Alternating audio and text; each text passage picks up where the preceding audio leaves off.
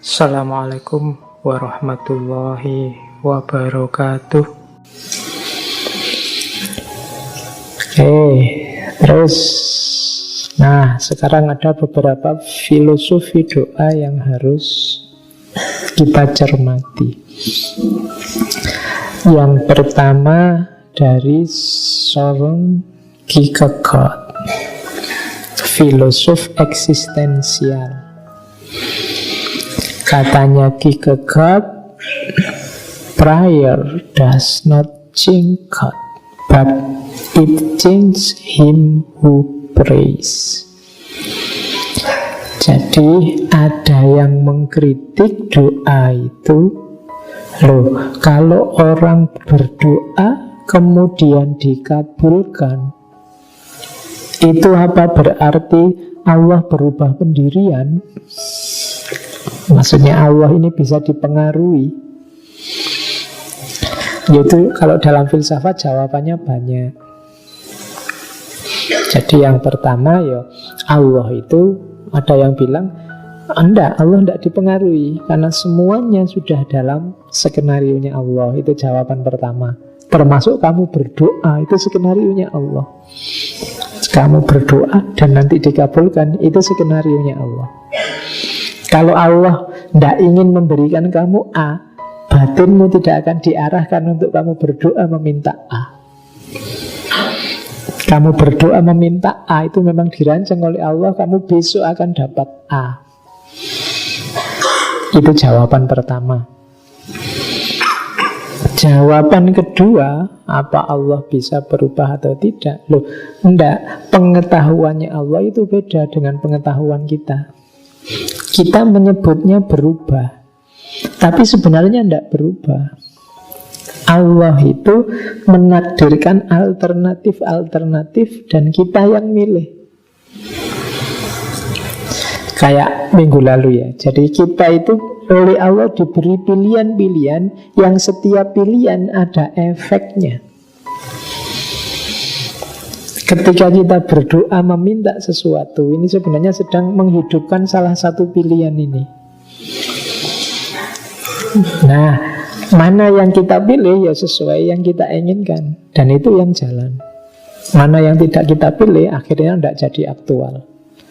Jadi itu kayak tombol-tombol, mana yang kita pencet itulah nanti yang nyala. Dan semuanya masih dalam kerangka ketentuannya Allah.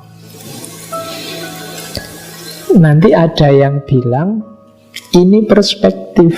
Perspektif itu ya dari sisi Allah semua sudah ditentukan, tapi dari sisi manusia tidak.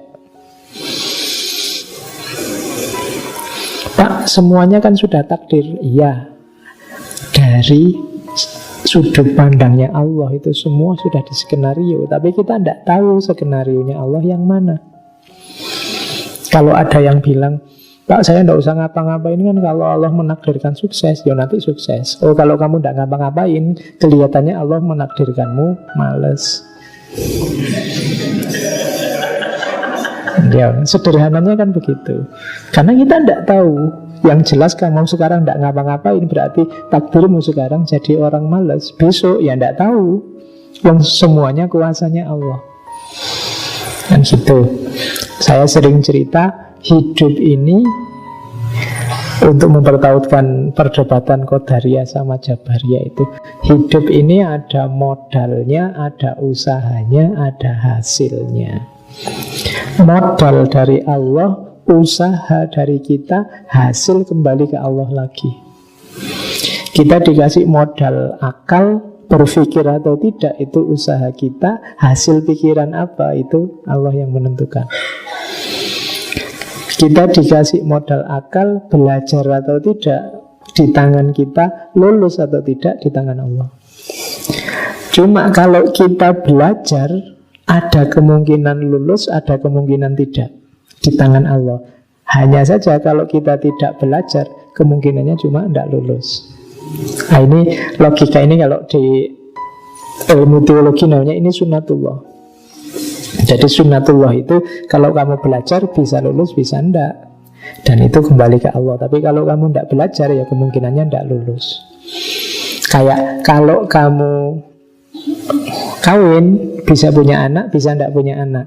Tapi kalau kamu tidak kawin, ya kemungkinannya tinggal tidak punya anak. Kalau punya anak berarti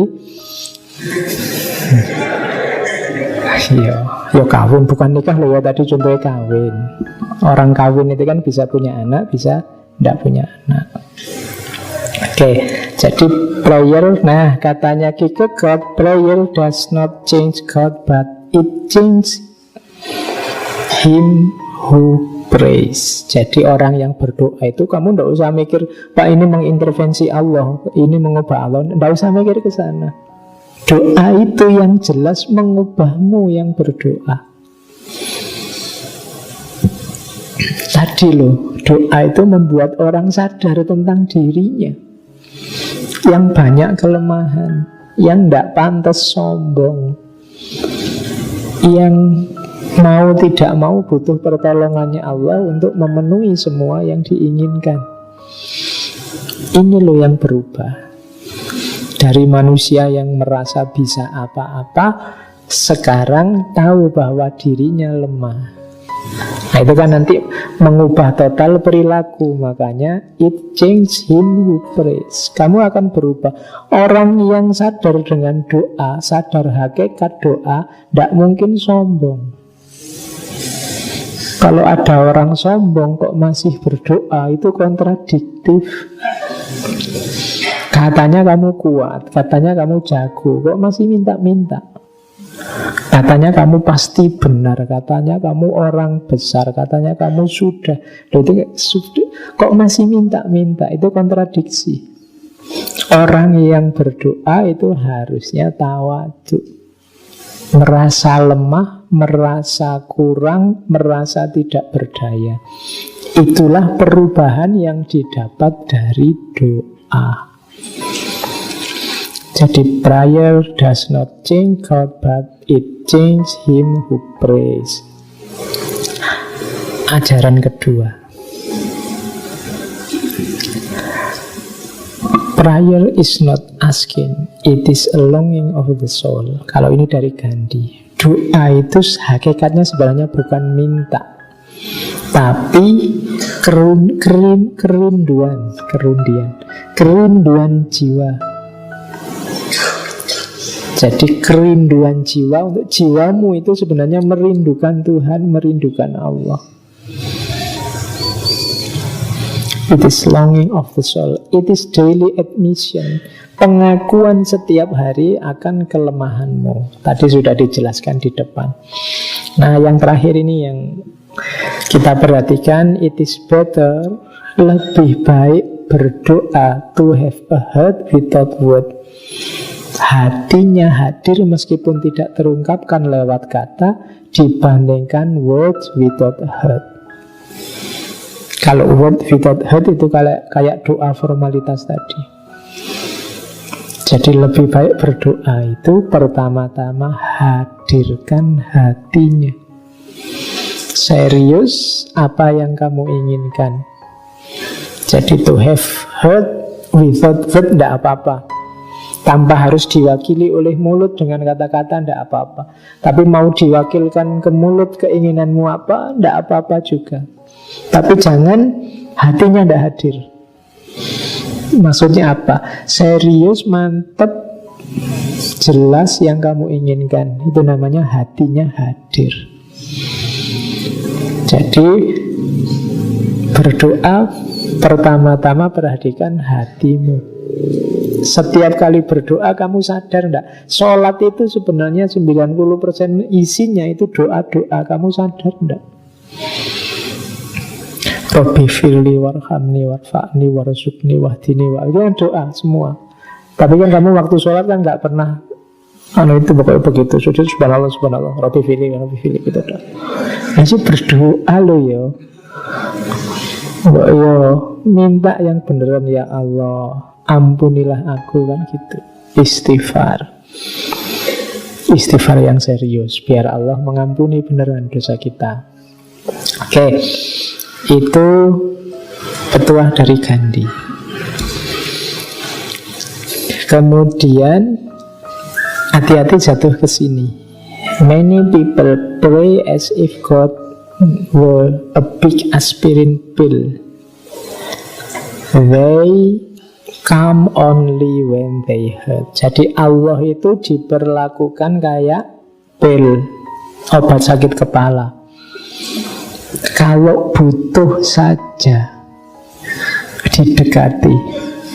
Kalau pas tidak butuh dilupakan. Nah, banyak orang berdoa semacam ini. Kalau sedang susah, sedang banyak masalah, wah berdoanya mantep, nangis-nangis di itu pokoknya. Tapi begitu semua masalah selesai, lupa dia. Allah tidak dibutuhkan lagi, semua urusan sudah beres. Jadi di situ Allah itu seperti big aspirin pill, seperti pil obat sakit kepala yang besar. Kalau di Indonesia mungkin lebih populer Paramek. Ayo, masa Gusti Allah dipadake Paramek. Kalau pas pusing aja dicari-cari, kalau tidak pusing dicuekin. Nah, jangan. Karena tidak ada, kalau mengingat eksistensi manusia tadi, tidak ada hidup kita yang tidak butuh Allah setiap detiknya. Maka jangan jadikan Allah kayak pil. Kalau teman tidak apa-apa lah. Mungkin ada teman yang posisinya kayak pil, kalau lagi galau dicari-cari, kalau lagi seneng dicuekin aja. Kalau pas lagi tidak punya uang dicari-cari, lagi kita banyak duit dilupakan aja daripada disuruh nraktir. Nah, jadi kalau Allah jangan, dia harus selalu ikut biar tidak kayak big aspirin pill. Nah, ini juga ada quote bagus tentang doa, filosofi selanjutnya. Kalau ini ngajari kita, do not pray for easy life, pray to be stronger man. Jangan berdoa minta hidup yang mudah, tapi berdoalah untuk jadi orang yang kuat menghadapi persoalan-persoalan besar. Karena kalau kamu minta hidup yang mudah, ya nanti kamu hidup di level rendah terus.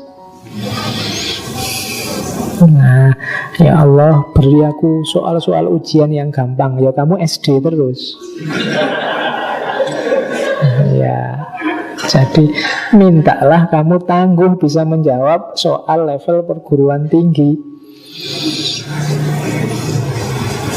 Jadi ya tidak apa-apa kita berdoa, mudahkanlah urusanku, tapi berdoa juga buatlah aku kuat menghadapi urusan ini.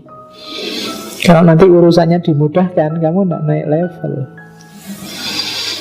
Kamu di urusan gampang, terus waktu urusan sulit, wah ini sulit ya Allah, kasih yang mudah aja. Ya, kamu dikasih yang mudah terus. Tidak kaya-kaya, tidak sukses-sukses nanti kamu. Cari aman terus. Do not pray for tasks equal to your power, pray for powers equal to your task. Jangan berdoa minta hal-hal yang sesuai dengan kekuatanmu. Wong kamu itu lemah. Tapi mintalah kekuatan yang sesuai dengan tugas-tugasmu. Jadi jangan minta dosennya menurunkan standar nilai, tapi mintalah kamu yang bisa jawab pertanyaan dosennya di standar tinggi. Jadi hidupmu biar naik kelas. Kan banyak orang itu waktu ada kesulitan, ya Allah minta kemudahan, cuma kemudahannya bukan berarti kesulitannya diturunkan levelnya, tapi dirimu yang kuat menghadapi kesulitan itu. Sehingga yang semula rasanya berat sekali sekarang rasanya enteng. Alah, kalau soal kayak gini simple. Sampai ke level itu. Jadi mintalah kamu yang kuat, yang berdaya, bukan level ujiannya yang diturunkan. Oke, itu nasihat selanjutnya, filosofi doa yang selanjutnya. Kalau ini disebut sincerity prayer. Ini doa klasik, doa lama. Seorang teolog namanya Reinhard Niebuhr. Doa ini populer sekali. Isinya doa ini nanti ada beberapa filosofi di sini. Saya baca Indonesianya aja ya nanti, daripada telingamu keriting bolak-balik dengerin Inggris.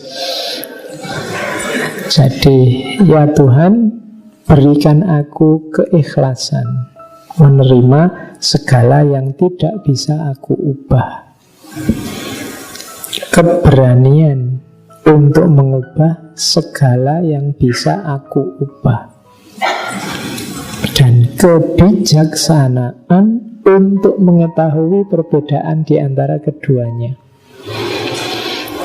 Jadi ada orang yang berdoa cuma mungkin doanya sia-sia karena dia minta sesuatu yang tidak bisa diubah, yang tidak mungkin dikabulkan. Ya macam-macam, banyak hal kan yang sifatnya ijbari. Ijbari itu trimonen, hasilnya begitu. Misalnya saya lahir dari anak desa, misalnya, ya Allah, mbok saya itu lahir dari anak kota, itu ndak iso, wis asli ini desa ya desa wae.